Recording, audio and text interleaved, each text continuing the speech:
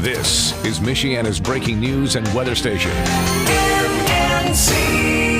On News Talk 95.3, 101.9 FM, and 1340 AM, your MNC nation stations. Good morning. Welcome to Monday. It is the final day of September 2024. I'm John Zimney in the MNC News Center. News getting started now with our top local stories on Michiana's Morning News.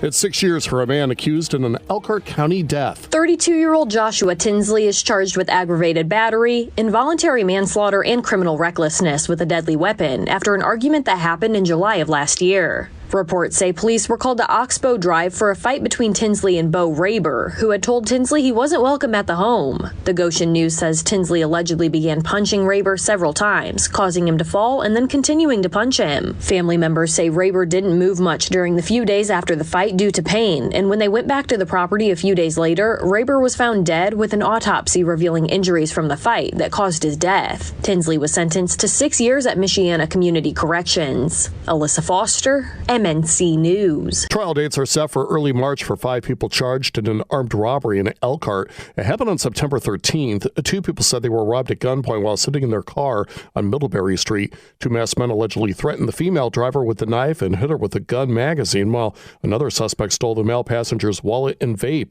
After a search, police arrested Alora Layton, Carrie Layton, Amari Redmond, Caleb Goodwin, and Isaac Duckworth. At their initial hearings, all but Redmond were given public defenders. Redmond refused to attend the hearing.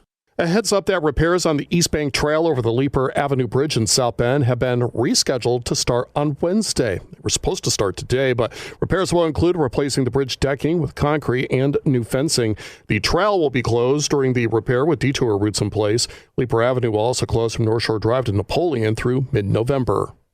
New this morning on MNC, legislation designed to attract data centers to Michigan, still waiting final approval. State Representative Joe Andrews of St. Joseph told WSJM that the bills would grant an equipment tax exemption to those centers.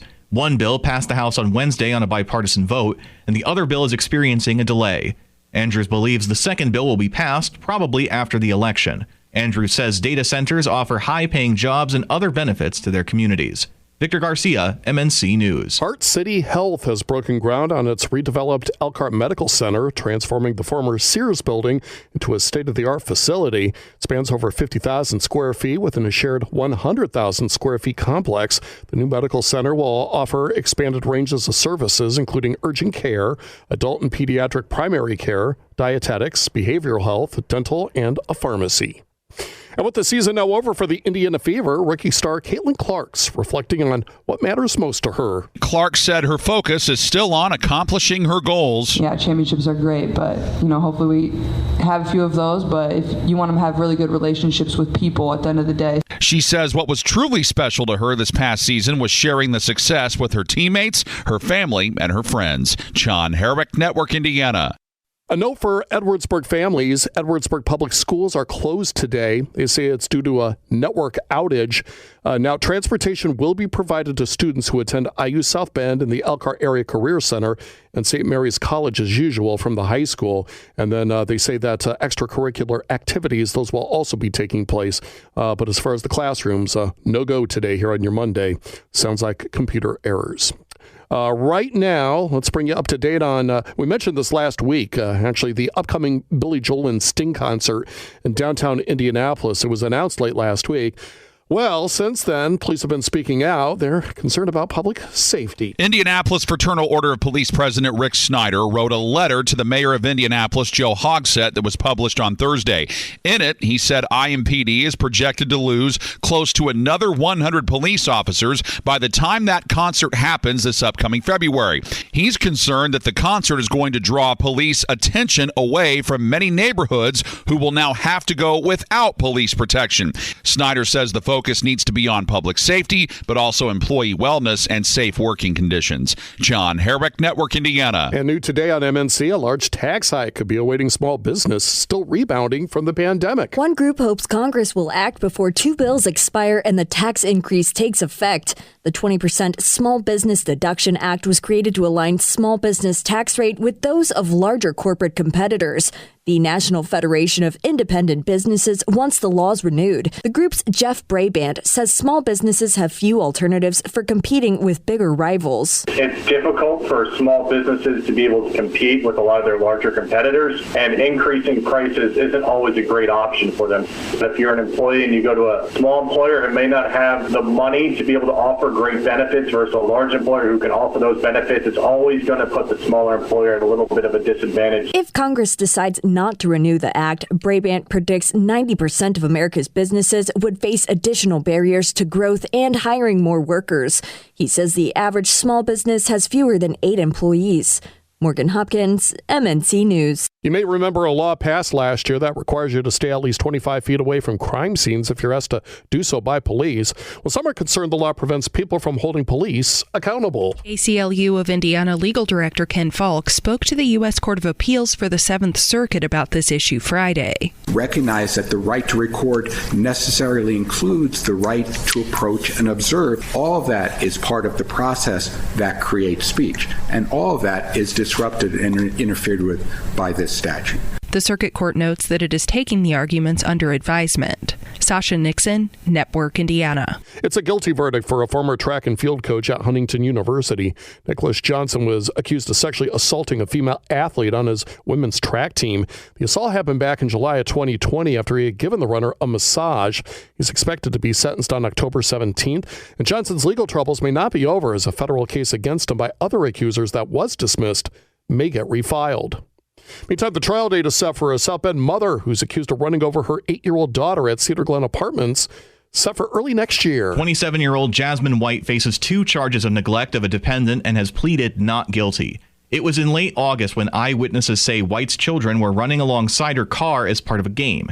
Video evidence allegedly shows White driving away while her daughter was holding on to the front passenger door. The child's foot was caught under the car's rear tire, pulling her down and causing serious head injuries. White's trial is scheduled for January 6th. Victor Garcia, MNC News. A Warsaw man was killed in an ATV crash. That collision happened around 3 o'clock on Friday afternoon. Kosciuszko County Sheriff's deputies arrived on scene and found a Suzuki four-wheeler and a man partially submerged in the pond. Police say the man was driving the ATV around the pond and drove off the grass into the water. 73-year-old Thomas Pacell was pronounced dead at the scene. An arrest has been made after the death of a Goshen man during a high-speed crash on 33 in Ligonier. 37-year-old Justin Yoder was a passenger in a Nissan Rogue that was reportedly hit by a Mercedes driven by 23-year-old Ethan Asia of Cromwell. Yoder died from his injuries at Parkview Regional Medical Center in Fort Wayne. After an investigation, Asia was arrested on Thursday. State troopers took him into custody at his Cromwell home. Asia faces multiple charges, including resisting law enforcement with a vehicle causing death and OWI causing death. He's currently held in Noble County Jail. Derek Decker, MNC News. Neighbors along County Road 2 in Elkhart County are worried about speeders. One resident actually took action and bought a radar gun to document the speeds. WSBT reports the speed limit on County Road 2 is 45 miles per hour, but they say poor signage makes it unclear, leading to complaints about the speeders.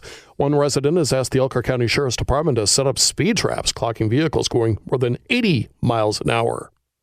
Governor Eric Holcomb will join executives of Amazon Web Services and Amazon.com today for the groundbreaking of the company's new data center in St. Joseph County. In April, Amazon announced plans to invest $11 billion to establish the center, creating at least 1,000 new jobs and marking the largest capital investment announcement in the state's history.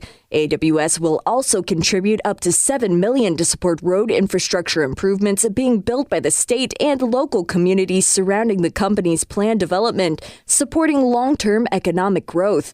Indiana's Secretary of Commerce, David Rosenberg, will be with the governor at the groundbreaking.